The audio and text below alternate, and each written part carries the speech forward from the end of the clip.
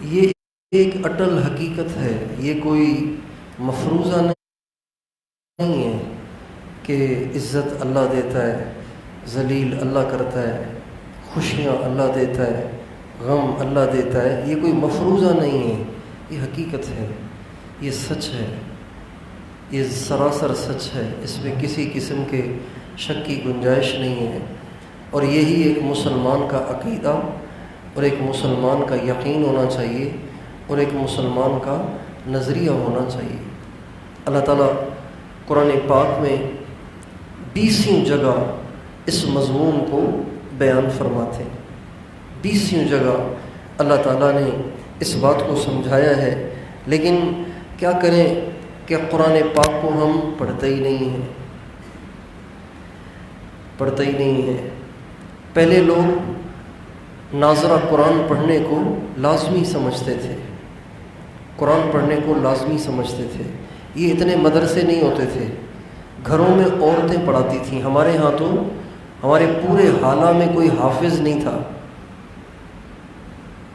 رمضان کے مہینے میں ہم چھوٹے تھے، رمضان کے مہینے میں اپر سندھ سے اور پنجاب ملتان سے نابینا حافظ آتے تھے، وہ آ کے تراویح پڑھاتے تھے، وہ بھی کسی مسجد میں، ورنہ اکثر علم تر کیف اور لیلاف سے گزارا ہوتا تھا۔ لیکن گھروں میں عورتیں غلط سلط لیکن قرآن پڑھاتی تھیں، اور ہر ایک قرآن پڑھنے کو ضروری سمجھتا تھا۔ وہ کیا مسلمان ہے جسے قرآن ہی پڑھنا نہ آیا؟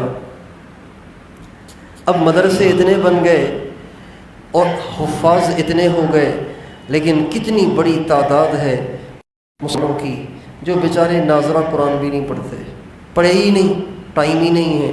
بچپن سے ماں باپ نے ایک ذہن بنایا پیسہ کمانے کا، مالدار بننے کا، عہدے دار بننے کا، بڑا آدمی بننے کا۔ ماں باپ کو اس کا شعور ہی نہیں کہ ہم اپنے بچے کو قرآن پڑھائیں، قرآن کے ساتھ جوڑیں۔ وہ قرآن پڑھنے کو ٹائم کا ضائع کرنا سمجھنے لگے، چنانچہ ناظرہ قرآن سے بھی محرومی ہو گئی۔ تو ناظرہ بھی نہیں پڑھتے تو ترجمہ کیا پڑھیں گے، سمجھنے کی کیا کوشش کریں گے؟ اور پھر جنہوں نے ناظرہ پڑھ بھی لیا، ماں باپ نے بچپن میں پڑھا بھی لیا، انہوں نے پھر اس کو پڑھا ہی نہیں، اتنے مصروف ہیں کہ قرآن پڑھنے کے لیے ٹائم ہی نہیں ہے۔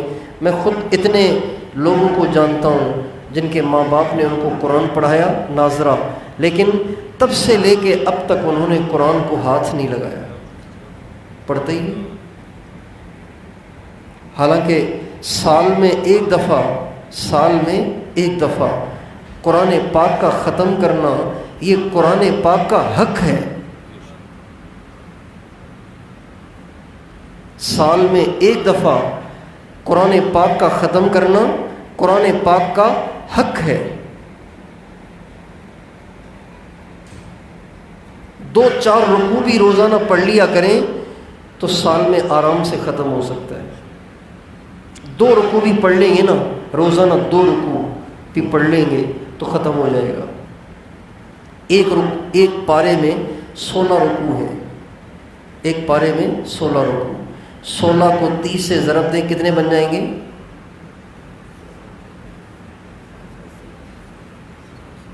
ہیں 480۔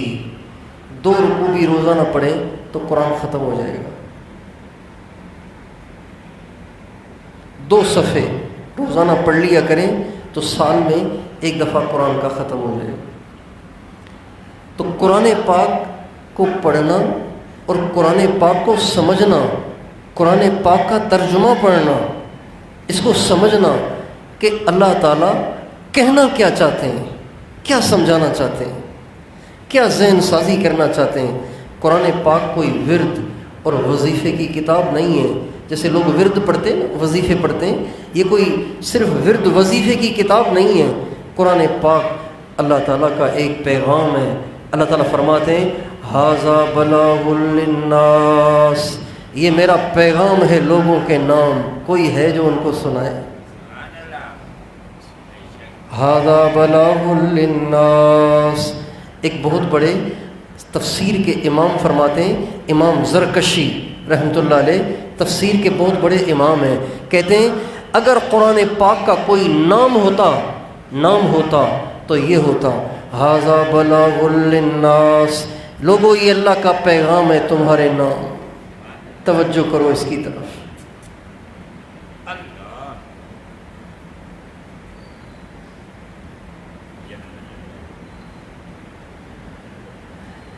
بیٹا کسی اور شہر میں رہتا ہے، باپ کسی اور شہر میں رہتا ہے، اکیلا رہتا ہے بوڑھی بیوی کے ساتھ، جوان بیٹا کسی اور شہر میں رہتا ہے، کسی اور ملک، کسی اور علاقے میں رہتا ہے۔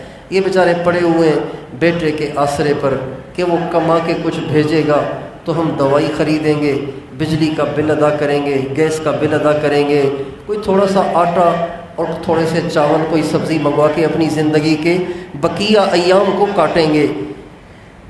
اب باپ ہو گیا زیادہ بیمار اور بیٹے کو خرچہ بھیجے ہوئے ہو گئے زیادہ دن، اب باپ میسیج بھیجے گا، بیٹا آپ سے ضروری بات کرنی ہے، آپ مجھ سے بات کریں، میں بہت پریشان ہوں۔ یہ پیغام ہے نا، اس کو کہتے ہیں بلاغ، یہ بلاغ ہے، یہ بلاغ ہے۔ اللہ تعالیٰ فرماتے ہیں ھذا بلاغ للناس، یہ میرا پیغام ہے، تمہیں کچھ سمجھانا چاہتا ہوں، تمہیں کچھ بتانا چاہتا ہوں، تم اسے سمجھو۔ اور ایک جگہ فرماتے ہیں کتاب انزلناہ الیک مبارک لیدبروا آیاتہ ولیتذکر اولو الالباب، یہ کتاب ہے جو برکتوں سے بھری ہوئی ہے، اس کو میں نے تمہاری طرف نازل کیا ہے اس لیے نہیں کہ صرف اس کی دہرائی کرو، اس لیے کہ تم اس میں غور کرو کہ میں تمہیں کہنا کیا چاہتا ہوں، کیا سمجھانا چاہتا ہوں۔ لیدبروا آیاتہ ولیتذکر اولو الالباب، یہ اس لیے اتارا ہے تاکہ تم غور کرو کہ اللہ کیا کہہ رہا ہے، اور میری جو نصیحت ہے اس نصیحت کو وہ قبول کرے گا جس کے پاس کچھ عقل ہو، کچھ سمجھ ہو۔ میرے دوستو، قرآن پاک ایک کامل مکمل منشور ہے، ایک آئین ہے، آئین جیسے پاکستان کا آئین ہے نا، اللہ کا آئین قرآن ہے۔ اس میں اللہ بتاتے ہیں، مسائل کا حل بتاتے ہیں، مسائل کی وجہ بتاتے ہیں، خوشیوں کے اسباب بتاتے ہیں، غم کے اسباب بتاتے ہیں، تکلیفوں کے اسباب بتاتے ہیں، آتی کیوں ہیں۔ یہ جو ہومیوپیتھک ڈاکٹر ہوتے ہیں نا، ہومیوپیتھک ڈاکٹر، یہ جو ایلوپیتھک ہوتے ہیں، وہ تو بس مریض کو دیکھتے ہیں، ٹیسٹنگ کرواتے ہیں اور ٹیسٹوں کو دیکھ کے پھر طے کرتے ہیں کہ آپ کو یہ بیماری ہے، آپ نے یہ دوائی کھانی ہے۔ لیکن یہ جو ہومیوپیتھک ڈاکٹر ہیں نا، ہومیوپیتھک ڈاکٹر، آپ ان کے پاس جائیں گے نا تو وہ فوراً اتنی موٹی کتاب، قرآن پاک سے 10 گنا، 5 گنا، 8 گنا موٹی کتاب نکالیں گے، آپ سے پوچھیں گے آپ کو کیا کیا تکلیف ہوتی ہے، یہ 5-7 باتیں وہ لکھ لیں گے، پھر اپنی کتاب کے اوراق پلٹتے رہیں گے، پڑھتے رہیں گے، پھر جا کے آپ کے لیے وہ دوا تجویز کریں گے۔ ان کی اس موٹی ضخیم کتاب کے اندر امراض اور امراض کی وجوہات اور اس کا حل لکھا ہوا ہے۔ قرآن پاک میں اللہ تعالیٰ نے جو مضامین بیان کیے ہیں، ایک مضمون ہے اللہ کی عظمت، اللہ کی کبریائی، اللہ کی بڑائی، اللہ کی توحید، اور یہ سب سے زیادہ ہے، اور یہ سب سے زیادہ اس لیے ہے کہ جب تک حکم دینے والے کا تعارف نہیں ہوگا تو حکم کو مانے گا کون؟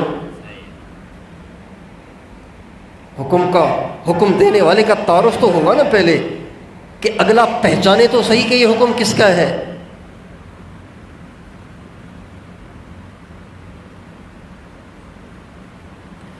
مسجد کے باہر صحن میں، برآمدے میں ایک بڑا پوسٹر لگا ہوا ہے، اس پہ لکھا ہوا ہے کسی قسم کا چندہ کرنے کی اجازت نہیں، کسی قسم کی تقریر کی اجازت نہیں، بحکم انتظامیہ۔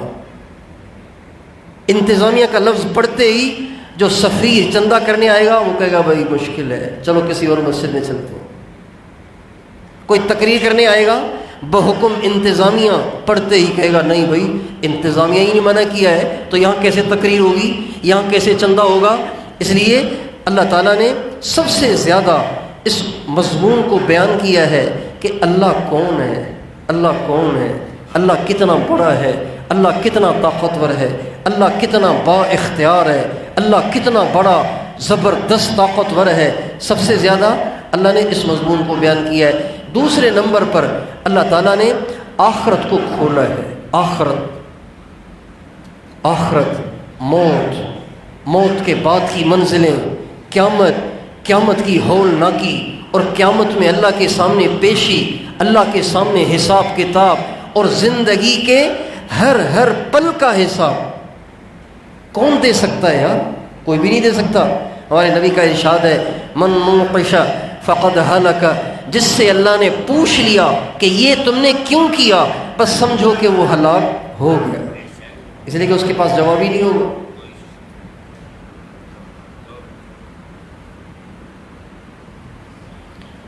وَأَمَّا مَنْ أُوتِيَ كِتَابَهُ بِيَمِينِهِ فَسَوْفَ يُحَاسَبُ حِسَابًا يَسِيرًا، جس کو دائیں ہاتھ میں اعمال نامہ ملے گا اس سے زیادہ پکڑ دکڑ نہیں ہوگی، بس سرسری امتحان لے کے اللہ کہیں گے چلو جاؤ تم جنت، پکڑ دکڑ نہیں ہوگی۔ اور پکڑ دکڑ جس کی ہو گئی وہ مارا گیا۔ اللہ تعالیٰ نے شدت سے بیان کیا ہے قیامت، جہنم، جنت، اللہ کے سامنے پیشی، حساب کتاب۔ اور تیسرے نمبر پہ اللہ تعالیٰ نے احکام بیان کیے، باپ کے ساتھ کیا رویہ، ماں کے ساتھ کیا رویہ، بیوی کے ساتھ کیا رویہ، اولاد کے ساتھ کیا رویہ، وراثت کی تقسیم کے احکام کو اللہ نے بیان کیا ہے، طلاق کے احکام کو بیان کیا ہے، نکاح کے احکام کو بیان کیا ہے، زکوٰۃ اور نماز کے احکام کو بیان کیا ہے، حج کے احکام کو بیان کیا ہے، روزے کے احکام کو بیان کیا ہے، وضو اور غسل کا طریقہ بتایا ہے۔ یہ احکام میں سارے، اور ایک مضمون قرآن پاک کا وہ پچھلی قوموں کے واقعات ہیں، فلاں قوم اس کا یہ حشر ہوا، فلاں قوم اس کا یہ حشر ہوا، فلاں قوم اس کا یہ حشر ہوا۔ یہ جو واقعات اللہ نے بیان کیے ہیں یہ صرف اس لیے نہیں جیسے ایک مورخ تاریخ جمع کرتا ہے اور اس کا مقصد صرف ایک نالج میں اضافہ کرنا ہوتا ہے، معلومات میں اضافہ کرنا ہوتا ہے۔ مورخ کا مقصد صرف اتنا ہوتا ہے کہ وہ معلومات میں اضافہ کرتا ہے، اور مورخ یہ بھی نہیں دیکھتا کہ اس میں صحیح کیا ہے، غلط کیا ہے، ہر سنی سنائی بات کو وہ اپنی تاریخ میں ڈال دیتا ہے۔ اللہ تعالیٰ نے معلومات میں اضافے کے لیے قوم عاد کا واقعہ بیان نہیں کیا، قوم سمود، قوم صالح، قوم شعیب، قوم لوط اور قوم نوح اور بہت سے انبیاء کی قومیں اور افراد کے واقعات اللہ تعالیٰ نے معلومات میں اضافے کے لیے بیان نہیں کیے، اس لیے بیان کیے کہ ان کے عبرتناک انجام سے تم عبرت حاصل کرو اور تم وہ نہ کرو جو انہوں نے کیا۔ ایک قرآن کا مضمون یہ ہے، اور ایک قرآن کا مضمون پتہ ہی کیا ہے؟ وہ یہ ہے کہ یوں کرو گے تو یوں کر دوں گا، یوں کرو گے تو یوں کر دوں گا۔ ایک یہ بھی قرآن کا مضمون ہے۔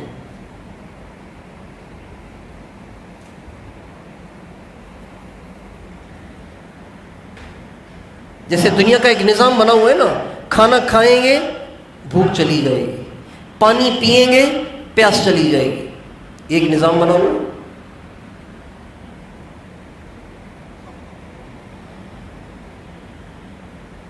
سورج آئے گا دن آ جائے گا، سورج چلا جائے گا رات آ جائے گی، یہ ایک دستور اللہ کا بنایا ہوا ہے۔ تو جیسے یہ دستور بنا ہوا ہے کہ روٹی کھائیں گے تو بھوک ضرور مٹتی ہے، پانی پیتے ہیں تو پیاس ضرور بجھتی ہے، اسی طرح عزت کب دیتا ہے، ذلیل کب کرتا ہے، خوشیاں کب دیتا ہے، غم کب دیتا ہے، اپنوں کو پرایا کب کر دیتا ہے، اور محبتوں کو نفرتوں میں کب بدلتا ہے، ذلت کے نقشوں میں عزت کیوں دیتا ہے اور عزت کے نقشوں میں ذلت کیوں دیتا ہے، اور پریشانیاں کیوں بھیجتا ہے، مسائل کیوں بھیجتا ہے، آپس میں نفرتیں کیوں ڈال دیتا ہے، اس کی وجوہات کو بھی اللہ نے قرآن میں بیان کیا۔ اب جو پڑھے گا تو وہ سمجھے گا نا۔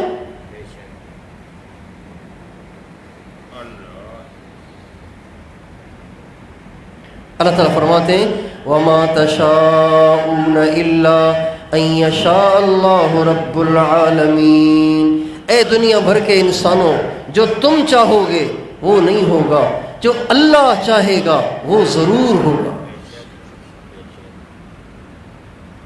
پاکستان کی عوام کی دیرینہ آرزو ہے کہ پاکستان کی مہنگائی ختم ہو جائے، لیکن نہیں ہو رہی۔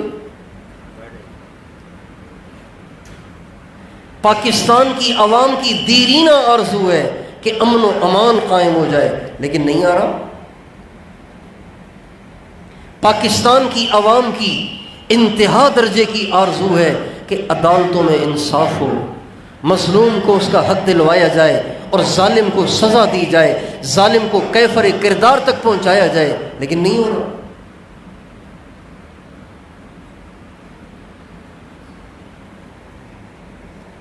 نہیں ہو رہا۔ کیوں نہیں ہو رہا؟ ہم اس کا قصوروار کوئی کسی کو ٹھہراتا ہے، کوئی کسی کو ٹھہراتا ہے۔ نہیں دوستو، یہ کسی کے کرنے سے نہیں ہو رہا، اللہ کے کرنے سے ہو رہا ہے۔ کس کے کرنے سے ہو رہا ہے؟ اس کو ہمیں ماننا چاہیے، قرآن کی بات ہے یہ۔ وَمَا تَشَاءُونَ إِلَّا أَن يَشَاءَ اللَّهُ رَبُّ الْعَالَمِينَ۔ جو تم چاہو گے وہ نہیں ہوگا، جو اللہ چاہے گا وہ ہوگا۔ یہ بات تو ٹھیک ہے، ماننے کی ہے کہ جب حکمران اچھے ہوں گے تو حالات بہت اچھے ہوں گے۔ حکمران اچھے ہوں گے تو حالات بہت اچھے ہوں گے۔ حکمران اچھے ہوں گے تو ان کے ایکشن لینے پر جج عادل ہو جائیں گے، وکیل سچے ہو جائیں گے، دکاندار صادق اور امین ہو جائیں گے۔ یہ بات ٹھیک ہے، ڈنڈے کے زور پہ یہ سب کچھ کروایا جا سکتا ہے، لیکن حکمران نیک کب آئیں گے؟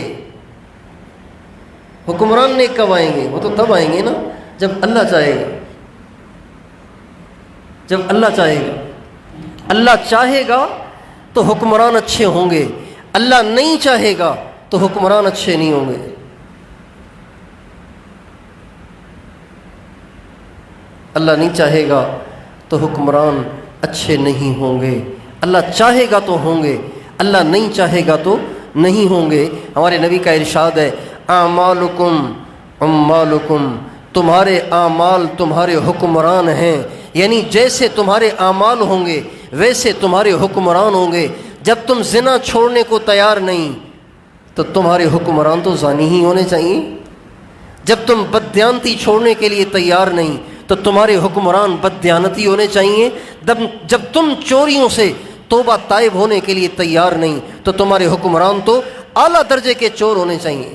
بھئی دیکھو نا، جب نماز کھڑی ہوتی ہے تو امام ہم کس کو بناتے ہیں؟ جو ان سب میں اچھا قرآن پڑھتا ہو، زیادہ قرآن پڑھا ہوا ہو، جو زیادہ بڑا عالم ہو، اس کو ہم امام بناتے ہیں۔ ایسے ہی کرتے ہیں کہ نہیں کرتے ہیں؟ تو جب چوروں کی امامت کرنے کا وقت آئے گا تو چوروں کی امامت کے لیے تو جو سب سے بڑا چور ہوگا وہ امام بنے گا نا، جو سب سے بڑا زانی ہوگا وہ ان کا امام بنے گا۔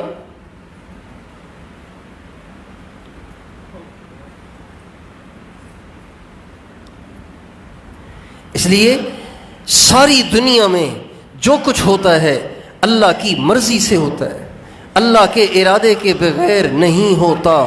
یہ بات اگر سمجھ میں آ جائے تو اس کا حل نکالنا آسان ہو جائے، اس کا حل نکالنا آسان ہو جائے۔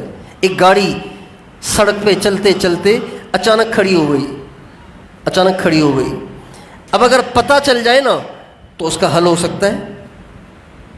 پیٹرول ختم ہو گیا ہے تو بھائی ایک آدمی جلدی سے ایک موٹر سائیکل والے کو ہاتھ دے دے، اس کے ساتھ بیٹھ جائے، بوتل میں پیٹرول بھر کے آ کے ٹینکی میں ڈال دے اور چل کے کسی شہر تک پہنچ جائے۔ آسان ہے، حل پتہ چل گیا تو اس کا مسئلہ پتہ چل گیا تو اس کا حل بھی نکل گیا۔ اب پتہ ہی نہیں چل رہا کہ مسئلہ کیا ہے، آپ نے بہت سے لوگ دیکھے ہوں گے کہ جو بہت پریشان ہیں اور کہتے ہیں میں نے ڈاکٹروں کو دکھایا، میں نے حکیموں کو دکھایا، میں نے عاملوں کو دکھایا، کسی کو پتہ ہی نہیں چل رہا کہ مجھے ہے کیا، تو کتنے پریشان ہوتے ہیں۔ اور اگر پتہ چل جائے کہ بھئی آپ کو نا اصل میں آپ کے گردوں کا مسئلہ ہے، آپ کے گردوں میں انفیکشن ہو گیا ہے، اس لیے آپ کے پاؤں سوج جاتے ہیں، اس لیے آپ کو پیشاب صحیح نہیں آتا، مسئلہ حل ہو گیا، اب اس کی دوائی، اس کا حل آسان ہو جائے گا۔ اس لیے اللہ تعالیٰ نے قرآن پاک کے اندر ہمارے مسائل کی وجوہات کو بیان کیا ہے۔ کیوں تمہیں پریشانیاں بھیجتا ہوں، کیوں تمہارے لیے مسائل کھڑے کرتا ہوں، کیوں تمہیں تنگیوں میں مبتلا کرتا ہوں، کیوں تمہیں مہنگائی کے عذاب میں مبتلا کرتا ہوں، اس کی وجہ دیکھو کیا ہے۔ قرآن پاک نے بھی بیان کیا، نبی اکرم صلی اللہ علیہ وسلم نے بھی اس عنوان کو بہت بیان کیا ہے۔ ہمارے ایک بزرگ ہیں حکیم الامہ حضرت مولانا اشرف علی تھانوی رحمۃ اللہ علیہ، انہوں نے کتاب لکھی ہے، بالکل پتلی سی ہے، 15-20-25 صفحات ہوں گے، اس کا نام ہے جزاء الاعمال۔ جزاء الاعمال، کس گناہ پر اللہ کیا سزا دیتا ہے۔ بہت پتلی سی کتاب ہے، سب سے درخواست ہے وہ کتاب منگواؤ اور وہ پڑھو، اپنے بچوں کو پڑھاؤ۔ جیسے آپ کے بچے کو پتہ ہے کہ کٹ آؤٹ میں ہاتھ ڈالنے سے کرنٹ کا خطرہ ہے، اور سوئچ کے اندر ہاتھ ڈالنے سے کرنٹ کا خطرہ ہے، اور آگ میں ہاتھ ڈالنے سے ہاتھ جل جائے گا، بچھو میں ہاتھ ڈالنے سے بچھو ڈنگ مارے گا، ایسے ہی اپنے بچوں کو یہ بھی بتاؤ کہ جھوٹ بولو گے تو اس کا کیا نتیجہ نکلے گا، غیبت کرو گے اس کا کیا نتیجہ نکلے گا، اللہ مال دے زکوٰۃ نہیں دو گے اس کا کیا نتیجہ نکلے گا، جب اور ان کی بے عزتی کرو گے، دل آزاری کرو گے تو اس کا کیا نتیجہ نکلے گا۔ یہ سب ہمارے نبی نے بتایا ہے۔ چنانچہ اللہ تعالیٰ فرماتے ہیں فَكُلًّا أَخَذْنَا بِذَنبِهِ۔ اللہ اکبر، دو لفظوں کا ایک آیت کا ایک ٹکڑا ہے، سارے مسلمانوں، ساری دنیا کے سارے مسلمانوں کے سارے مسائل کی وجہ اللہ اس آیت میں بیان کر رہے ہیں۔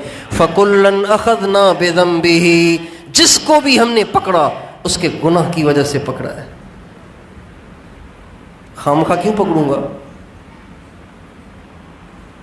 فَمِنْهُمْ مَنْ أَرْسَلْنَا عَلَيْهِ حَاصِبًا وَمِنْهُمْ مَنْ أَخَذَتْهُ الصَّيْحَةُ وَمِنْهُمْ مَنْ خَسَفْنَا بِهِ الْأَرْضَ وَمِنْهُمْ مَنْ أَغْرَقْنَا فَمَا كَانَ اللَّهُ لِيَظْلِمَهُمْ وَلَكِنْ كَانُوا أَنفُسَهُمْ يَظْلِمُونَ۔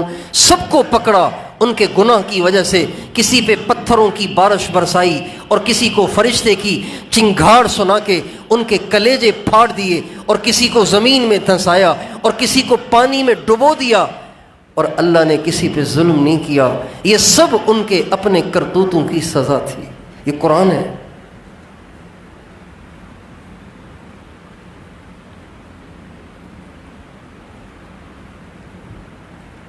اس لیے بھائیو، ہمارے مسائل ناقابل حل نہیں ہیں، اس لیے نا امید نہیں ہونا چاہیے۔ پتہ نہیں حالات کب ٹھیک ہوں گے، پتہ نہیں یہ پریشانیاں کب ختم ہوں گی، نہیں، نا امیدی کی بات نہیں ہے۔ مسائل تو حل ہونے کے لیے تیار کھڑے ہیں، پریشانیاں تو ختم ہونے کے لیے تیار کھڑی ہیں، لیکن جو اصل وجہ ہے اس کو آپ دور کریں نا۔ ختم ہو گیا ہے پیٹرول، آپ بار بار ٹائر میں ہی ہوا بھرے جا رہے ہیں تو ٹائر تو پھٹ جائے گا۔ پیٹرول ڈال لیں، آپ کی گاڑی چل جائے گی۔ اگر پیٹرول کے نہ ہونے کی وجہ سے کھڑی ہے، آپ پیٹرول ڈال لیں۔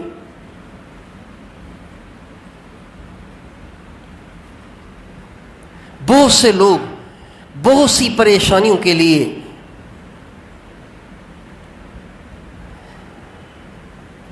عاملوں کے پاس جاتے ہیں اور ان سے جا کر تعویذ مانگتے ہیں، اور ان سے جا کے وظیفے مانگتے ہیں، ان سے جا کے پانی پہ دم کرواتے ہیں، ان سے جا کے دھاگے پڑواتے ہیں ان مسائل کے حل کے لیے جو مسائل اپنے گناہوں کی وجہ سے آئے۔ تو یار جب گناہ کی وجہ سے ایک مصیبت آئی ہے تو وہ دھاگے پڑوانے سے بھائی کیسے جائے گی؟ وہ تو اس گناہ کو چھوڑنے سے جائے گی نا۔ ایک گھر کی ایک نالی ہے، گھر کی ایک چھوٹی سی نالی ہے، اس میں ایک پتھر آ گیا ہے، پتھر آ گیا ہے، اب وہ بلاک ہو گئی، اب وہ پانی گندا سارا گھر کے اندر آ رہا ہے۔ اب ایک آدمی جا رہا ہے عامل کے پاس، میری نالی بند ہو گئی ہے، کوئی تعویذ لکھ کے دے دو کہ کھل جائے۔ تو پاگل نہیں ہے وہ؟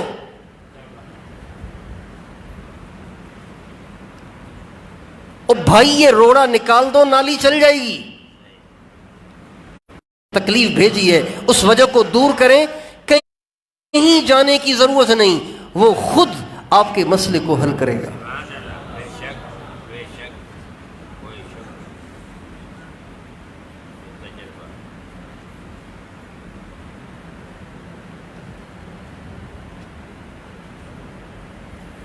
اللہ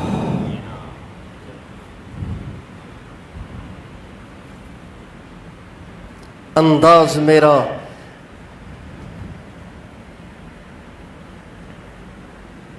انداز بیاں گرچہ میرا شوق نہیں ہے، شاید کہ تیرے دل میں اتر جائے میری بات۔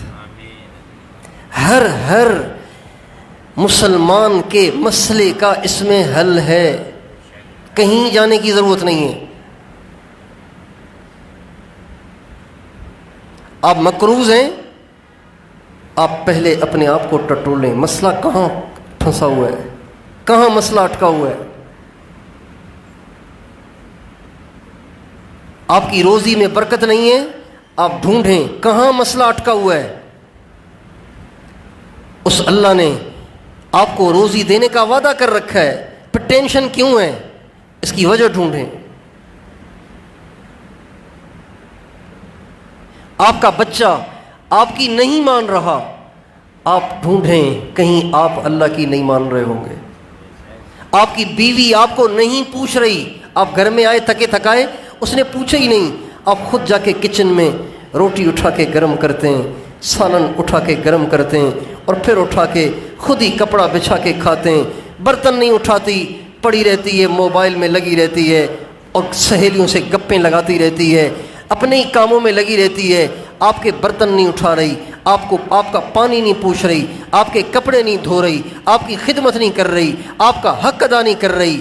آپ اس کی پٹائی کرنے سے پہلے اپنے آپ کو ٹٹولیں کہ آپ کا کہاں مسئلہ اٹکا ہوا ہے، اس لیے کہ اس کا یہ رویہ اللہ کی مرضی کے بغیر نہیں ہے، اللہ کی مرضی سے ہے۔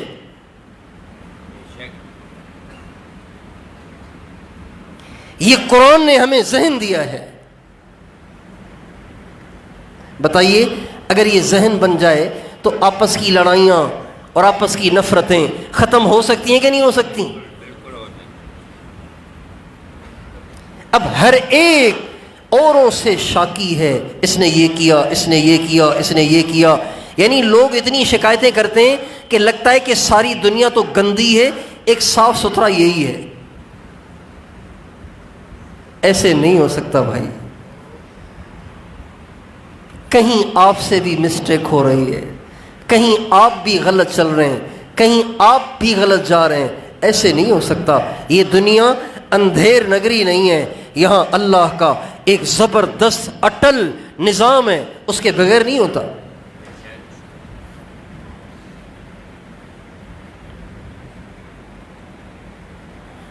اب اس میں ایک دل میں شیطان وسوسہ پیدا کرے گا، اچھا تو ہماری غلطیوں کی وجہ سے اللہ ہمیں پکڑتا ہے، تو پھر یہ امریکہ کے تو سارے ہی کافر ہیں، اسرائیل والے تو سارے یہودی ہیں، یہ اتنے مزے کر رہے ہیں، وہ اس کی کیا وجہ ہے؟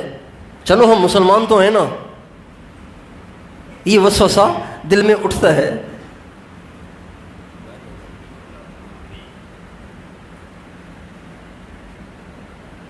یہ اتنے بے نمازی ہیں، ان کو تو کوئی مسئلہ نہیں ہے، میں تو اللہ کا شکر ہے نماز بھی پڑھتا ہوں، پھر بھی یہ مسئلہ ہے۔ تو بھائیوں، کافروں کے ساتھ اور مسلمانوں کے ساتھ اللہ کا معاملہ ایک جیسا نہیں ہے، ان کے ساتھ معاملہ الگ ہے، آپ کے ساتھ معاملہ الگ ہے، ان کے ساتھ معاملہ پرایوں والا ہے، آپ کے ساتھ معاملہ اپنوں والا ہے۔ مسلمان تو اللہ کا اپنا ہے نا۔ میرے بیٹے کو اگر میں کہیں گالیاں دیتے ہوئے سنوں گا تو میں تو نہیں چھوڑوں گا اسے، میں تو پٹائی کروں گا اس کی۔ لیکن گلی کے بچے سارا دن گالیاں بکتے رہتے ہیں، بھئی کیا کریں، دعائی کر سکتے ہیں اور کیا کریں، اس کو کچھ بھی نہیں کہیں گے۔ اپنے بچے کو اسی وقت پکڑ کے 2-4 لگاؤں گا کہ بے شرم، تجھے شرم نہیں آتی، گالیاں دیتے ہو۔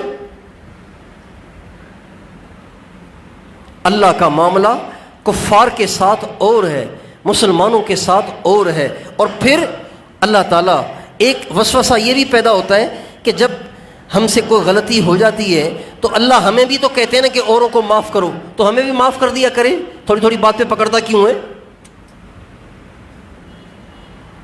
تو بھائیو، اللہ کا پکڑنا، اللہ کا تکلیفیں بھیجنا، اللہ کا پریشانیاں بھیجنا، اللہ کا مہنگائی بھیجنا، اللہ کا مصیبتیں بھیجنا، یہ بھی اللہ کی رحمت ہے، یہ بھی اللہ کی رحمت ہے، یہ بھی اللہ کی رحمت ہے۔ کیسے؟ 2 وجہ سے۔ اللہ تعالیٰ فرماتے ہیں ظہر الفساد فی البر والبحر بما کسبت ایدی الناس لیذیقہم بعض الذی عملوا لعلہم یرجعون۔ میں تمہارے کرتوتوں کی وجہ سے تمہیں دنیا میں پریشانیاں بھیجتا ہوں، اس لیے نہیں کہ تمہاری پریشانیوں سے میں غصے میں بھر جاتا ہوں پھر تمہارے ساتھ ایسے کرتا ہوں، ایسے نہیں، اس وجہ سے نہیں، بلکہ اس کی 2 وجہ ہیں۔ اس کی ایک وجہ یہ ہے کہ تم جتنی نافرمانیاں کر رہے ہو، قانون کے حساب سے تمہیں سزا تو ملنی چاہیے، قانون کے حساب سے تمہیں سزا تو ملنی چاہیے، لیکن یا تو سزا ملے گی وہاں یا ملے گی یہاں، وہاں والی کروڑوں برس کی ہے، یہاں والی تو تھوڑی سی ہے، لہذا وہاں کی پریشانی سے بچانے کے لیے میں تمہاری نافرمانیوں کا کفارہ یہی کر دیتا ہوں۔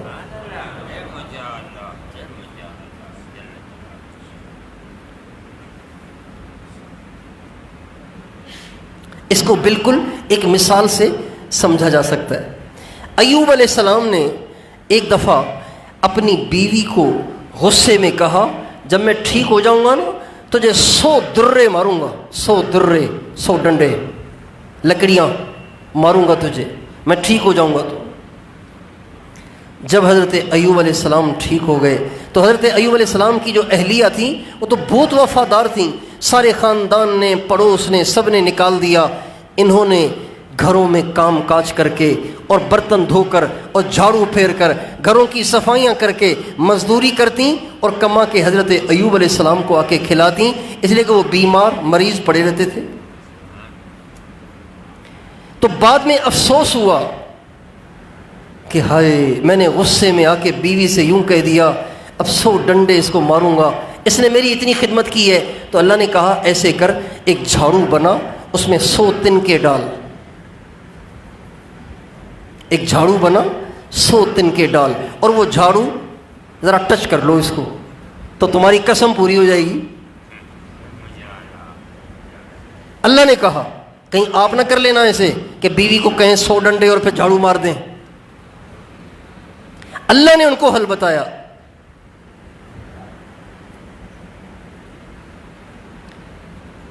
تو یہ جو حضرت ایوب علیہ السلام کی اہلیہ کو جو 100 تنکوں والا جھاڑو ہلکا سا لگا، بتائیے یہ ان کے لیے رحمت ہوئی یا زحمت ہوئی؟ بس یہی اس مہنگائی کی مثال ہے، یہی ان بیماریوں کی مثال ہے، یہی ان تنگیوں، پریشانیوں، بے روزگاریوں کی مثال ہے، یہی عدالتوں میں عدل نہ ملنے کی مثال ہے، یہی امن و امان نہ ہونے کی مثال ہے، یہی اولاد کی نافرمانیوں کی مثال ہے، یہی بیویوں کی طرف سے بے وفائیوں کی مثال ہے کہ اللہ تعالیٰ چھوٹی چھوٹی تکلیفیں دے کر ہمیں بڑی تکلیف سے بچانا چاہتا ہے۔ یہ اللہ نے قرآن میں کہا ہے لیذیقہم بعض الذی عملوا اور لعلہم یرجعون۔ میرے بندو، اگر میں تمہاری پکڑ نہ کروں، اگر میں تمہیں بات بات پہ پکڑ نہ کروں، اگر میں پریشانیاں نہ بھیجوں تو تم تو کبھی میرے پاس آؤ گے ہی نہیں۔ تو میں تو یہ چاہتا ہوں تم میرے پاس آؤ۔ لعلہم یرجعون، یہ پریشانیاں اس لیے بھیجتا ہوں تاکہ تم میری طرف رجوع کرو اور مجھے راضی کرو اور مجھے مناؤ، اسی میں تمہاری فلاح و بہبود ہے۔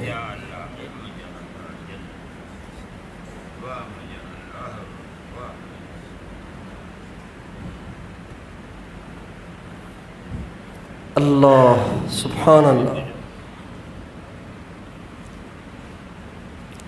تو سارے مسائل اس بات کو ہم ذہن نشین کر لیں. کس کی طرف سے ہیں؟ سب بتائیں. اللہ کی طرف سے. ہمیشہ کے لیے اس بات کو میں بھی ذہن نشین کروں، آپ بھی ذہن نشین کریں. پریشانی آئے فوراً اپنے اندر دیکھیں کہاں مسئلہ ہے.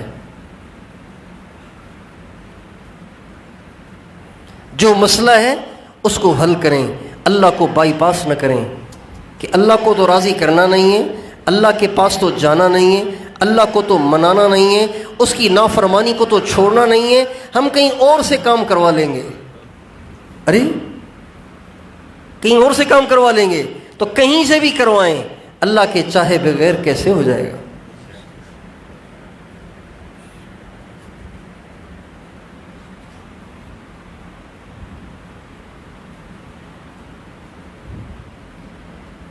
ایک بات کہ ہمیشہ جب کبھی جو پریشانی، جو مصیبت، جو تکلیف، جو ناگواری آئے فوراً اپنی طرف جھانکیں کہاں غلط کر رہا ہوں.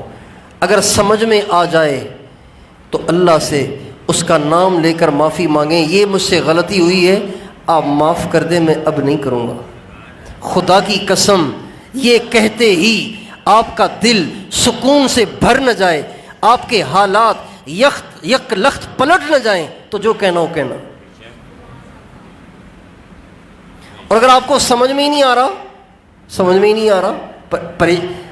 نافرمانیاں ہی اتنی ہیں کہ سمجھ ہی نہیں آ رہی کہ وجہ کون سی ہے، تو پھر اللہ سے ایسے معافی مانگیں، اے اللہ جس غلطی کی وجہ سے آپ ناراض ہو گئے اور جس غلطی کی وجہ سے آپ نے پریشانی بھیجی ہے، میں معافی چاہتا ہوں، آپ معاف کر دیں. اللہ سے استغفار کریں. استغفار بھی کوئی وظیفہ نہیں ہے.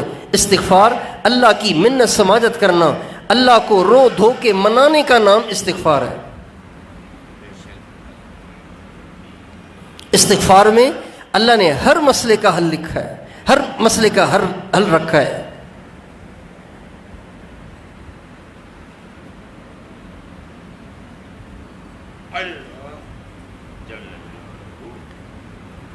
شاید میں نے پہلے بھی سنایا تھا، حضرت حسن بصری رحمۃ اللہ علیہ کے پاس ایک شخص آیا، کہنے لگا جی بہت گناہ گار ہوں، اب سوچا ہے کہ سدھر جاؤں، تو اب پچھلے گناہ جو ہو گئے اب کیا ہوگا؟ فرمایا استغفار کرو، یعنی اللہ سے معافی مانگو.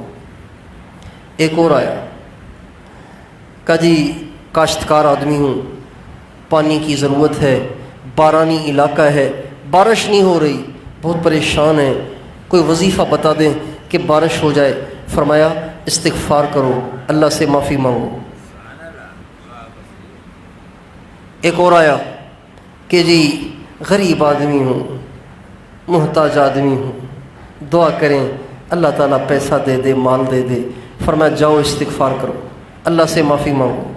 ایک اور آیا کہ جی بے اولاد ہوں، شادی کر لی ہے لیکن اولاد نہیں ہے، آپ دعا کر دیں، کوئی وظیفہ دے دیں کہ مجھے اولاد ہو جائے. فرمایا جاؤ استغفار کرو، اللہ سے معافی مانگو. ایک آیا کہ جی میرے باغ ہیں، دعا کریں اچھا پھل دے اور باغ میرا باغ ہرا بھرا ہو جائے. تو فرمایا جاؤ استغفار کرو، اللہ سے معافی مانگو. ایک نے کہا جی باغ میں پانی کا بڑا مسئلہ ہے، سارا علاقہ ویران پڑا ہوا ہے. فرمایا استغفار کرو، اللہ سے معافی مانگو. ایک شخص بیٹھا ہوا تھا، اس کے سامنے یہ سارے لوگ آئے، اپنے اپنے مسائل بتا کے گئے.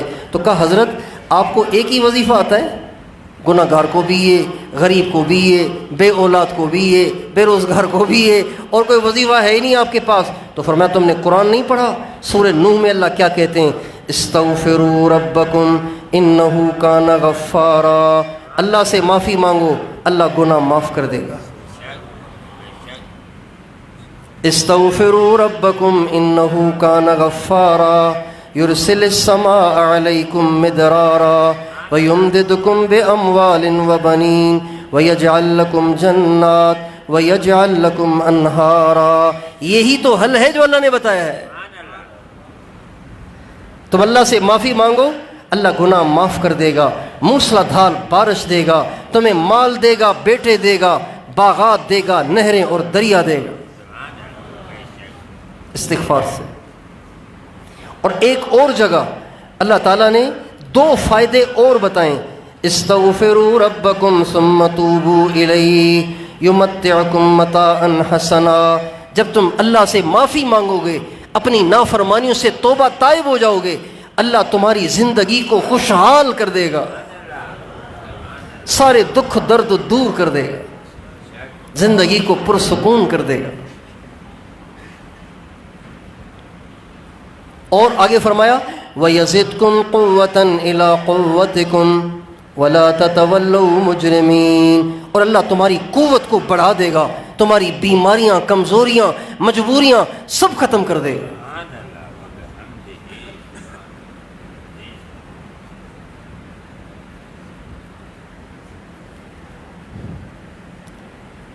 تو اللہ کرے یہ بات سمجھ میں آ جائے کہ پریشانیاں اللہ کی طرف سے ہیں، اوروں کو قصوروار ٹھہرانا اگر ہم چھوڑ دیں تو ہمیں اپنے قصوروں کی طرف نگاہ کرنے کی توفیق ہو جائے۔ جب ہم اوروں کو قصوروار ٹھہراتے ہیں تو ہمارا اپنا نفس ہمیں کہتا ہے تو بڑا پاک صاف ہے، لیکن جب اوروں کو قصوروار نہیں ٹھہرائیں گے تو آخر سوچیں گے کہ آخر کوئی تو قصوروار ہے نا، تو پھر اپنے پہ نظر جائے گی، اور اپنے قصور نظر آئیں گے تو اللہ سے معافی مانگ کے اس کو معاف کروانا آسان ہو جائے گا۔ جب قصور معاف ہو جائیں گے تو اللہ تعالیٰ حالات کو ٹھیک کرتے چلے جائیں گے۔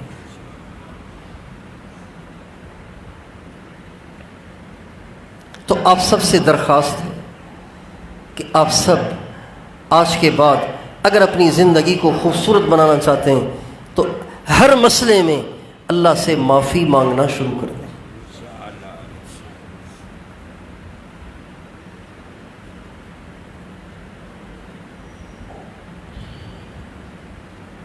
اما عائشہ رضی اللہ عنہا سے آپ علیہ السلام نے ایک دفعہ فرمایا، عائشہ جب تو مجھ سے راضی ہوتی ہے نا تو بھی میں سمجھ جاتا ہوں کہ تو مجھ سے راضی ہے، جب تو مجھ سے ناراض ہوتی ہے نا تو بھی میں سمجھ جاتا ہوں کہ تو مجھ سے ناراض ہے۔ کہ رسول اللہ وہ آپ کیسے سمجھتے ہیں؟ تو فرمایا جب تو کہتی ہے نا ورب محمد، محمد کے رب کی قسم یہ بات ایسے ہے، میں سمجھتا ہوں کہ عائشہ مجھ سے خوش ہے، لیکن جب تو کہتی ہے نا ورب ابراہیم، ابراہیم کے رب کی قسم، تو میں سمجھ جاتا ہوں کہ تو مجھ سے ناراض ہے کہ تو میرا نام نہیں لے رہی۔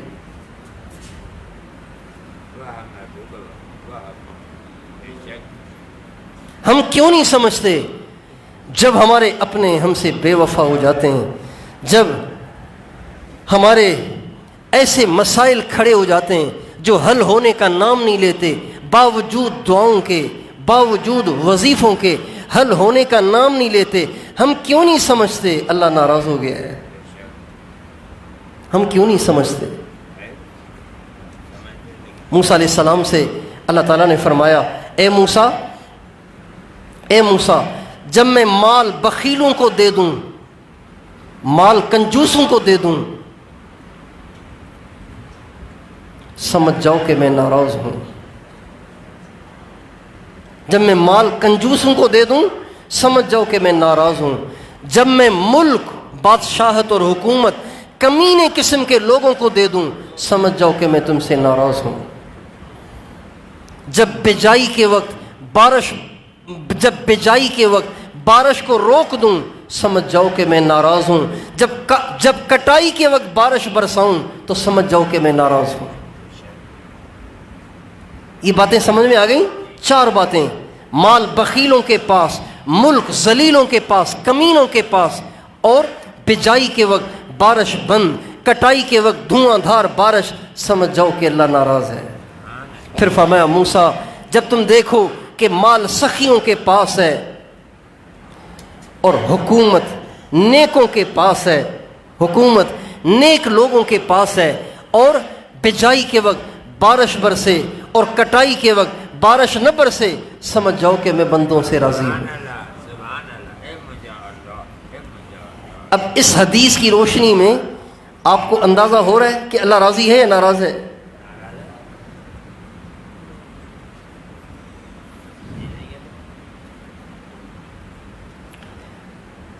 جب اللہ ناراض ہے تو اللہ کو راضی کرنا کوئی مشکل تھوڑی ہے.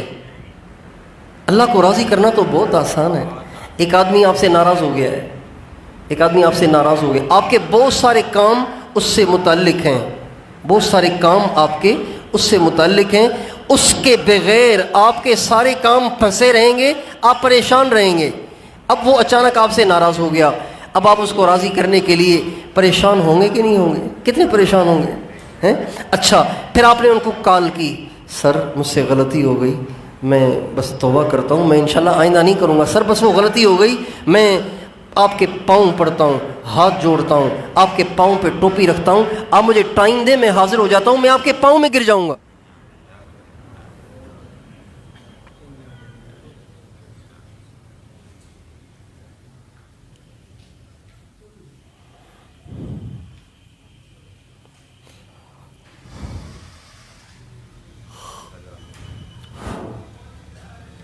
جب آپ نے اس کو فون پہ یوں کہا, اس نے غصے میں آ کے بٹن دبایا اور فون آف کر دیا. اب بتائیے آپ کے پاس کیا راستہ ہے؟ اب آپ کے پاس پریشانی کے سوا کچھ بھی نہیں ہے. لیکن اللہ ایسا نہیں ہے کہ آپ کا اس سے رابطہ ہی ممکن نہ ہو, آپ کی اس تک رسائی ہی ممکن نہ ہو.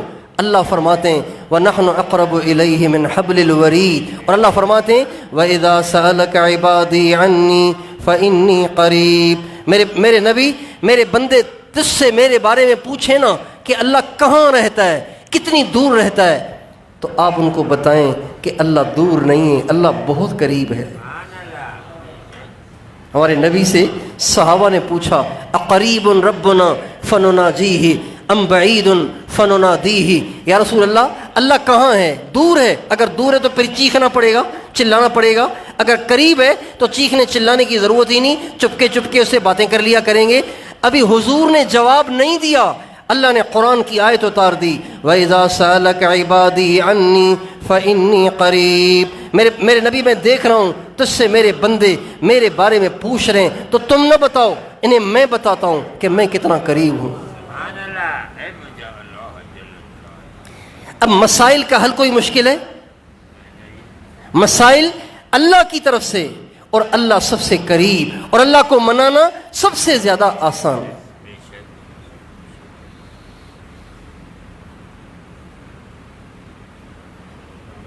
ہمارے نبی کا ارشاد ہے جو آدمی صبح 3 دفعہ اور شام 3 دفعہ یہ استغفار پڑھے, استغفر اللہ الذی لا الہ الا هو الحی القیوم واتوب الیہ, 3 دفعہ پڑھ لے صبح اور شام. ہمارے نبی نے فرمایا سمندر کی جھاگ کے برابر بھی اس کے گناہ ہوئے سب معاف.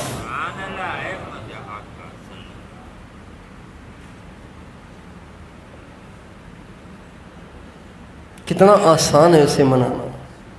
ہمارے نبی نے فرمایا جو آدمی نئے کپڑے پہنے, نیا لباس پہنے, نیا لباس پہنے اور نیا لباس پڑھ کے یوں کہے الحمدللہ الذی کسانی ھذا ورزقنیہ من غیر حول منی ولا قوہ, اے اللہ یہ کپڑے تو نے پہنائے, یہ میرے اپنی طاقت سے مجھے نہیں ملے, یہ تیرا فضل تیرا کرم ہے کہ تو نے مجھے یہ کپڑے پہنائے. ہمارے نبی نے فرمایا یہ دعا پڑھتے ہی پچھلے سب گناہ معاف. کتنا آسان ہے اس کو منانا.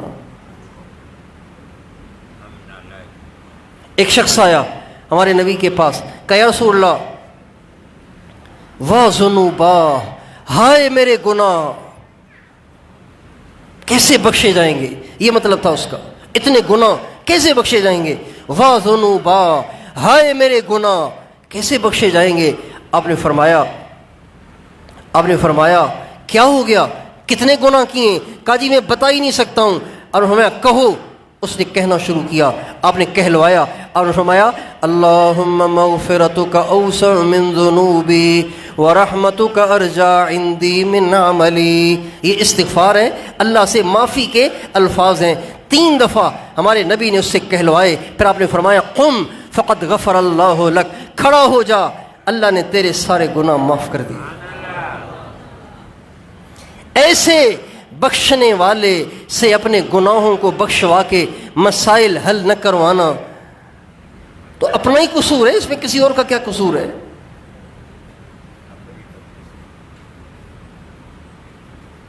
ہم تو مائل بکرم ہیں کوئی سائل ہی نہیں، راہ دکھلائیں کسے رہ روے منزل ہی نہیں، میں تو دینے کے لیے تیار بیٹھا ہوں، تم آتے ہی نہیں ہو، میں کیا کروں؟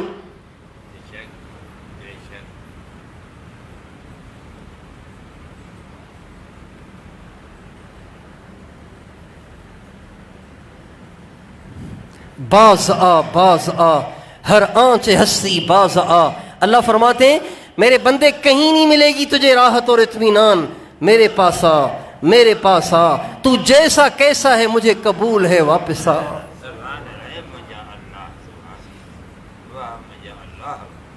بعض غصے میں آ کے باپ کہتا ہے نا اب گھر نہ آنا، کھال اتار دوں گا تیری، کوئی تعلق نہیں میرا اور تیرا، نہ تو میرا بیٹا نہ میں تیرا باپ، ٹھک فون بند۔ اللہ یوں نہیں کہتے، باز آ ہر آنچ ہستی باز آ، میرے بندے واپس آ تو جیسا کیسا ہے مجھے قبول ہے واپس آ۔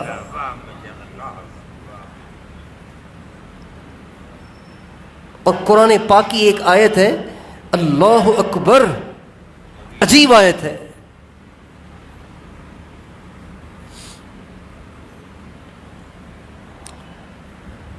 اللہ تعالیٰ اس میں فرماتے ہیں قُلْ يَا عِبَادِي الَّذِينَ أَسْرَفُوا عَلَىٰ أَنفُسِهِمْ لَا تَقْنَطُوا مِن رَحْمَةِ اللَّهِ إِنَّ اللَّهَ يَغْفِرُ الذُّنُوبَ جَمِيعًا إِنَّهُ هُوَ الْغَفُورُ الرَّحِيمُ۔ آسان سا ترجمہ ہے، اے میرے بندو تم نے ظلم کیا ہے، نا امید نہ ہو، میں معاف کر دوں گا، میں معاف کرنے والا ہوں۔ یہ تو ہو گیا عام سا سمپل سا ترجمہ، لیکن اس میں کچھ نقطے ہیں جو اللہ کی کریمی پہ دلالت کرتے ہیں، اللہ کی رحیمی کی خبر دیتے ہیں کہ اللہ کتنا رحیم ہے۔ پہلا لفظ ہے قل، اے میرے نبی میں نہیں بات کرتا، آپ کہیں ان سے۔ یہ بھی ایک محبت کا انداز ہے نا، محبت کا انداز ہے نا۔ باپ غصے میں آیا ہوا ہے، ماں سے کہتا ہے سمجھا اسے، یہ پٹے گا کسی دن میرے ہاتھوں، سمجھاؤ اسے کسی دن پٹے گا میرے ہاتھوں۔ لیکن اللہ کا یہ لہجہ زیادہ دیر باقی نہیں رہا، قل، اے میرے نبی آپ کہیں۔ پھر حضور سے کہا آپ ذرا ہٹ جائیے، میں خود بات کرتا ہوں۔ کیسے؟ یہ نہیں او زانیوں، او شرابیوں، او ظالموں، او چورو ڈاکو، او نافرمانو سرکشو، یوں نہیں، یا عبادی، اے میرے بندو، یعنی تم جیسے بھی ہو تو میرے ہی نا،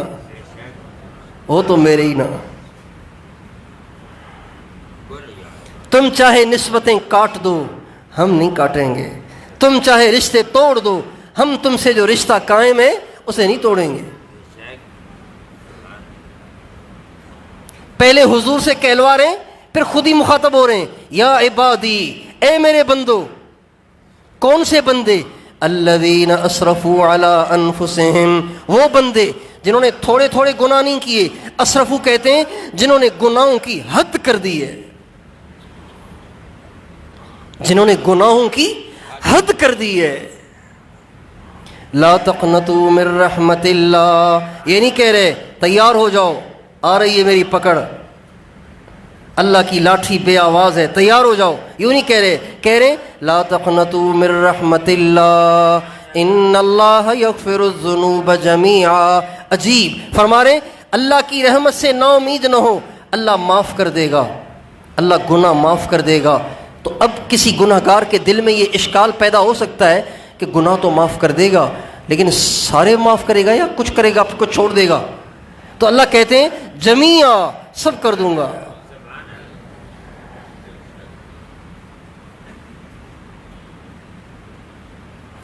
ایسے مہربان کو منا کے اپنے حالات کو ٹھیک کرنا مشکل کیا ہے؟ کیوں نہیں کرتے ہم ایسے؟ اس راستے کو کیوں نہیں اختیار کرتے؟ ٹائر جلانا آسان ہے، جلوس نکالنا آسان ہے، سڑکیں بند کرنا آسان ہے، یہ نہیں کرتے جو کہ حل ہے۔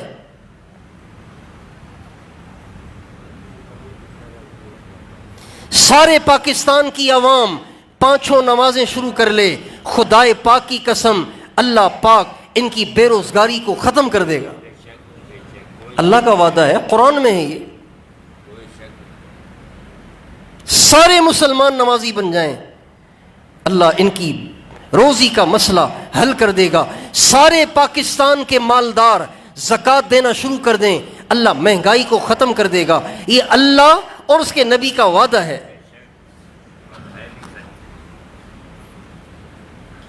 سارے مسلمان زنا چھوڑ دیں، یہ بات دعوے کے ساتھ ہیں، اللہ اور نبی کی باتیں۔ سارے مسلمان زنا چھوڑ دیں، سارے پاکستان کے مسلمان زنا چھوڑ دیں، اللہ پاکستان کے ہاسپٹل خالی کر دے گا، ہسپتال خالی کر دے گا۔ اس لیے کہ ہمارے نبی کا ارشاد ہے، بیماریاں زنا کی وجہ سے آتی ہیں، بیماریاں زنا کی وجہ سے آتی ہیں۔ جس سرزمین پہ زنا ہوگا وہاں بیماریوں کو کوئی ڈاکٹر اور کوئی میڈیکل سینٹر روک نہیں سکتا۔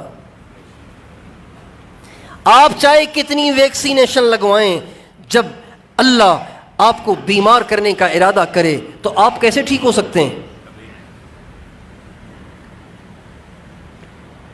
بیماریاں ختم کرنی ہے، زنا کو چھوڑنا پڑے گا، مہنگائی ختم کرنی ہے، زکوٰۃ کو ادا کرنا پڑے گا، اور ہاں ہمارے نبی نے یہ بھی فرمایا، جب میری امت ناپ تول میں کمی کرے گی اللہ ان کو مہنگائی میں مبتلا کرے گا۔ ناپ تول میں کمی،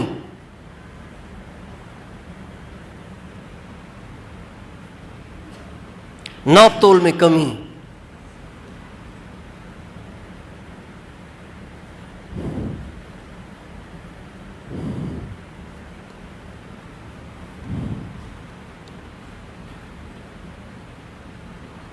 تو بھائیو، مسائل کے حل کی طرف پیش قدمی کرنے کی ضرورت ہے۔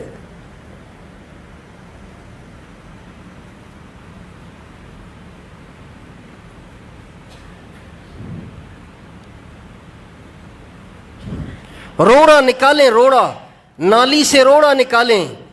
اگر آپ گھر کے صحن میں کھڑے ہو کے نعرے لگائیں گے تو کیا روڑا نکل جائے گا؟ روڑا نکالیں، روڑا نکالیں گے تو پانی جاری ہو جائے گا۔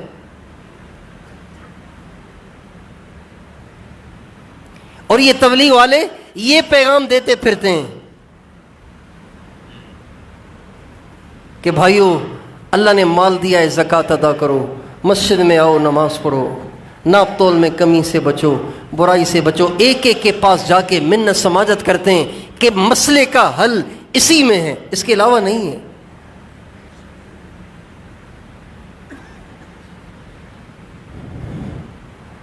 ہر حکومت آتی ہے اور ہم کہتے ہیں خدا کرے ان سے کوئی خیر کا کام ہو، لیکن ان سے خیر کا کام ہوتا نہیں۔ پھر کہتے ہیں چلو صبر کرو بھائی 5 سال، خدا کرے اگلے اچھے آئیں، اور اگلے آتے ہیں تو اللہ کی شان سب کی کسری نکال دیتے ہیں۔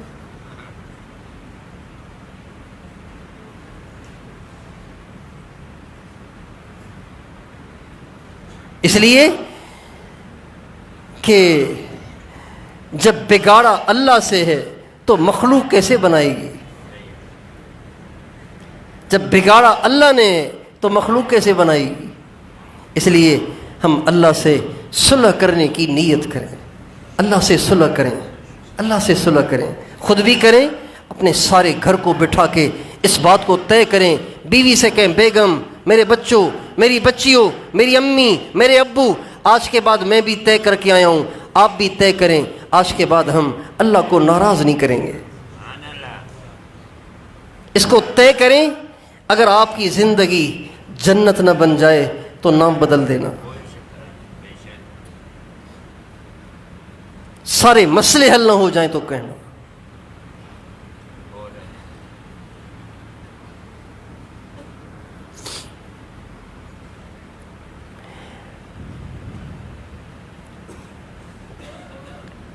اللہ کے کرم سے ہمارے گھر میں اللہ کی توفیق سے یہ معمول بنا لیا ہے ہم نے۔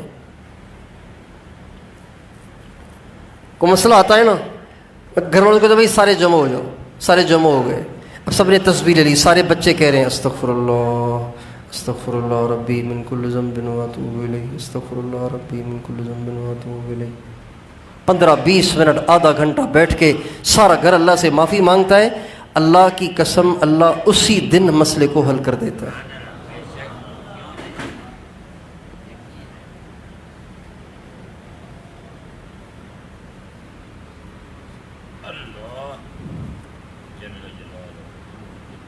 قرآن پاک کے اندر ایک استغفار ہے جو اللہ نے حضور کو بتایا ہے اور فرمایا ہے کہ میرے نبی اس طرح آپ کہا کریں، مجھ سے اس طرح معافی مانگا کریں، اس طرح مجھ سے معافی مانگا کریں۔ اللہ نے بتایا ہے ہمارے نبی کو، تو میں آپ کو بتاتا ہوں، آپ یاد کر لیں، اور ہمیشہ کے لیے کسی سے وظیفہ لینے کی ضرورت نہیں ہے، آپ اس کو پلے باندھ لیں، بیوی کو بھی یاد کرا دیں، بچوں کو بھی یاد کرا لیں، جب کبھی مسئلہ آئے اللہ سے معافی مانگیں، توبہ کریں اور اللہ سے معافی ان الفاظ سے مانگیں۔ اگر آپ کے مسئلے حل نہ ہو تو کہنا،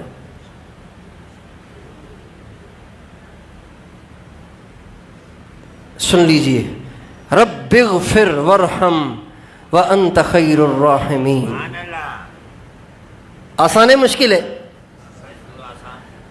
یہ اللہ نے ہمارے نبی سے کہا ہے۔ سورہ مومنون کی آخری آیت کا ٹکڑا، افحسبتم انما خلقناکم عبثا وانکم الینا لا ترجعون فتعالى اللہ الملک الحق لا الہ الا هو رب العرش العظیم ومن يدع مع اللہ الہا آخر لا برہان له به فانما حسابه عند ربه انه لا يفلح الكافرون وقل رب اغفر وارحم وانت خیر الراحمین۔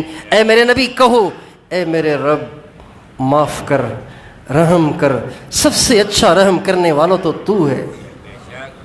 کتنے اچھے الفاظ ہیں، اے میرے رب معاف کر، رحم کر، سب سے اچھا معاف کرنے والا تو ہے۔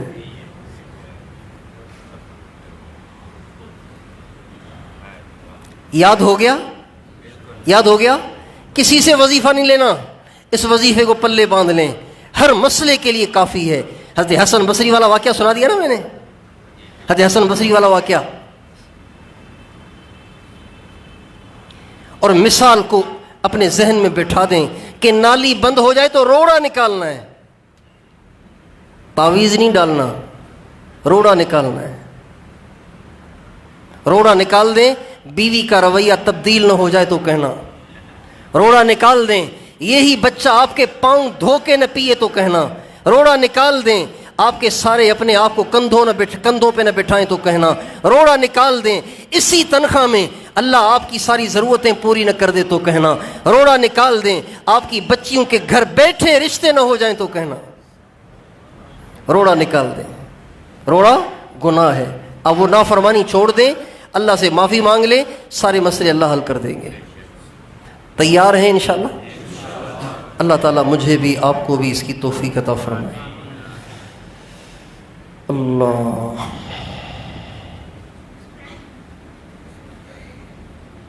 کہ ساری رات نیند نہیں آتی، ٹینشن ہو جاتی ہے، دل میں درد شروع ہو جاتا ہے، تکلیف شروع ہو جاتی ہے، اور اب تو مجھے کئی مہینوں سے دل میں تکلیف شروع ہو جاتی ہے، گولی کھاتا ہوں، تکلیف شروع ہو جاتی ہے، گولی کھاتا ہوں، مسئلے سن سن سن سن سن سن دل چھلنی ہو گیا ہے، نیند نہیں آتی۔ اور وہی بات وظیفہ، کوئی وظیفہ دیں کہ اللہ کے پیچھے نہ پڑنا پڑے، بس اسی سے کام ہو جائے، کیونکہ اللہ سے تو معافی مانگنی نہیں ہے، اپنے کرتوت تو تبدیل کرنے نہیں ہیں۔ آپ کوئی ایسا وظیفہ دے دیں کہ اللہ کے پاس جانے کی بجائے بس اسی وظیفے سے کام ہو جائے۔ تو اس لیے پریشانی ہوتی ہے کہ یہ پریشان بھی ہے لیکن حل نہیں چاہ رہا، حل کی طرف نہیں جا رہا، کسی اور طرف جا رہا ہے۔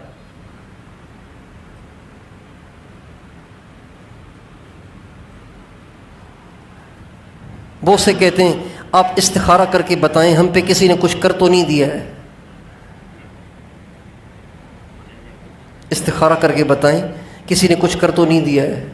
میں کہتا ہوں بھئی استخارہ تو حضور نے بتایا ہے اس وقت جب سامنے دو کام ہوں کہ یہ کرنا ہے یا یہ کرنا ہے، اس کے لیے ہے استخارہ۔ باقی اگر آپ عامل کے پاس جائیں گے نا، وہ کہے گا آپ کی ماں کا نام کیا ہے، آپ کا نام کیا ہے، وہ دونوں نام لکھے گا، ضرب تقسیم ضرب تقسیم ضرب تقسیم۔ وہ کہے گا آپ کے گھر میں کوئی مسئلہ، آپ کے گھر میں سے کسی نے آپ کے خلاف تعویذ دبائے ہوئے ہیں۔ بھائی آپ نے دیکھا ہے تعویذ دباتے ہوئے؟ آپ کیسے کہہ رہے ہیں تعویذ دبائیں؟ آپ نے دیکھا ہے ان کو؟ اور اگلا بھی کہتا ہے اچھا ہاں میری بیوی مجھے پہلے ہی کہہ رہی تھی۔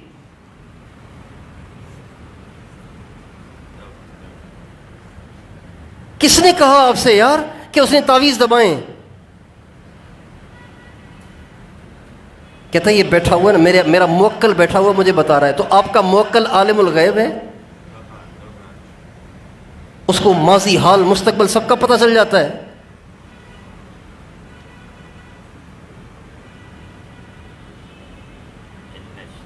اللہ کو پتہ ہے کہ کیا ہوا کیا ہونا ہے، اللہ کو پتہ ہے اور کسی کو نہیں پتہ۔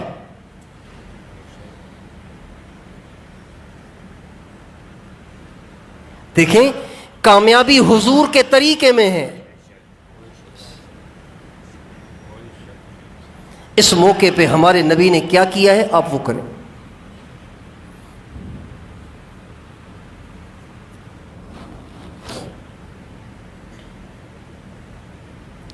ایک جن کی بات پہ یقین کر کے لوگ آپس میں دشمنیاں بنا لیتے ہیں، اس نے مجھ پہ تعویذ کیے ہوئے ہیں، اس کو نہیں چھوڑنا۔ آپ اب جاتے ہیں کسی اور جادوگر کے پاس، اس نے میرے پہ کیا ہوا ہے، آپ مجھ سے 2000 لے لیں، اس کو آپ سیدھا کریں۔ اب یہ اس سے سفلی جادو کرواتا ہے، کالا جادو کرواتا ہے۔ اور ہمارے نبی کا ارشاد ہے کالا جادو کرنے والا اسلام سے خارج ہو جاتا ہے، کافر ہو جاتا ہے۔ جادو کرانے والا جادو کرنے والا دونوں اسلام سے خارج ہیں۔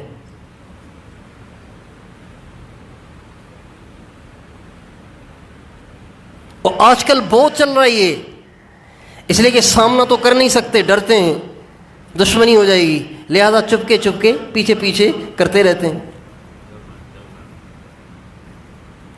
اس لیے ہمیں تو بس یہی سمجھنا ہے کہ ہم پہ جو حال آئے گا وہ اللہ کے ارادے سے آئے گا۔ جب میں اس کی طرف متوجہ ہو جاؤں گا، رجوع کر لوں گا، میرا مسئلہ میرا مالک حل کرے گا، میرا مسئلہ تو میرا مالک حل کرے گا۔ وَتَوَكَّلْ عَلَى اللَّهِ، قرآن پاک کی عجیب آیت ہے، بڑی مزیدار آیت ہے۔ وَتَوَكَّلْ عَلَى اللَّهِ وَكَفَى بِاللَّهِ وَكِيلًا، اللہ اپنے سارے کام اللہ کے حوالے کرو، اللہ تمہارے کام بگاڑے گا نہیں۔ وَتَوَكَّلْ عَلَى اللَّهِ وَكَفَى بِاللَّهِ وَكِيلًا، عجیب آیت ہے یار۔ لوگ اپنا حق وصول کرنے کے لیے عدالت میں خود تو لڑ نہیں سکتے نا، تو وکیل بناتے ہیں۔ اللہ کہتے ہیں تم سے مسئلے حل نہیں ہو رہے نا، تم مجھے وکیل بناؤ، میں اکیلا تمہارے مسائل کو حل کرنے کے لیے کافی ہوں۔ یہ قرآن کی آیت ہے۔